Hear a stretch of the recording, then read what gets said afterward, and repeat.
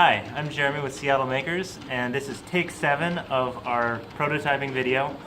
And today we're talking about prototyping our Seattle Makers pen on the 3D printer. So this is the final product, and this is built off of a design by Ben Brandt 22, Ben B-R-A-N-D-T 22, and that can be found on Thingiverse. We did reach out to him, and we appreciate Ben for letting us use his design for our pen. So check him out, support him. He's got a lot of great designs on there. And today I'm going to talk about adhesion on the 3D printer, because even though we already had the design and all we added was a little bit of text on the top, we still ended up going through a lot of prototypes to get it right, specifically dealing with the bed adhesion on the printer. Now, real quickly, the printer is by myopen3d.com. Alex is a local 3D printer manufacturer, and he's taken the Prusa i3 and made a number of iterations and improvements to improve that printer. And we use glass and this vinyl hairspray at a certain temperature to maximize the adhesion of the print to the bed. So this hairspray actually has some vinyl in it, which helps it stick, and there's also a number of temperatures the bed can be heated to. Right now we're heating it to 55 degrees Celsius, which is shown to be an optimal temperature for adhesion. And then the other factor to consider is the leveling of the bed. So this is controlled by a number of things.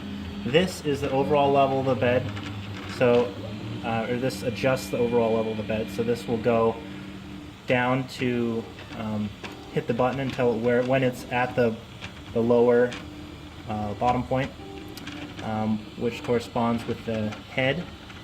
And then there's also these spring-mounted screws on each corner, and you can tell when you're printing how much it's squishing onto the bed by this outline that it lays. So around every part that's going to touch the bed, it lays a outline before it starts printing, and this is critical. So you actually want to look at each corner and see, is it very flat, which means it's over squished, to use a technical term, and it's not putting out much filament. It may be backing up, and here you can see we've got some gunk because it's trying to push it through, and there's not enough room for it to come out.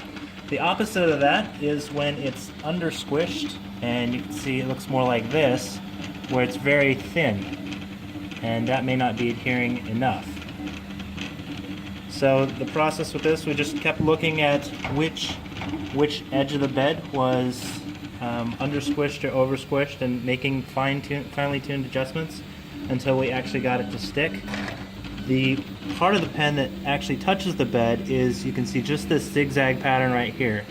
You can get away with a lot more, say if you're printing the bottom part of the Space Needle, which has a whole bunch of surface area.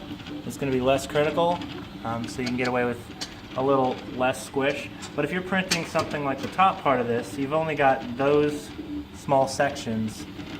You're really going to have to dial that in to get it to adhere through the length of a print that's this high, especially with a lot of torque moving it back and forth. So that's a little bit about print adhesion. For more information, you can check out our website, and you can get certified on the 3D printers or take classes on advanced printing techniques, and that's at seattlemakers.org. Thanks for watching.